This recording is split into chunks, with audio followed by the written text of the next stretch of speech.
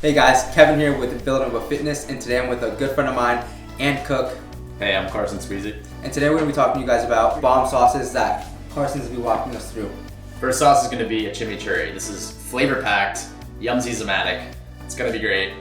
So we're going to start by processing garlic and lemon juice in a food processor or a blender, whichever one you have. And then we're going to add some green onions, a little bit of jalapeno, get a little kick from that. And then we're going to use mint, cilantro, and parsley. You can use whatever herbs you have, but I like those. That combination just tastes so good to me. It's more traditional in a chimichurri as well, flavor packed. And then once all that's down and processed, we're gonna slowly drizzle in some olive oil through the feed tube of your food processor or blender, and that's gonna create the emulsification that we're looking for, right? And this is gonna be a great sauce for chicken, salmon, steak, shrimp, whatever protein you're using.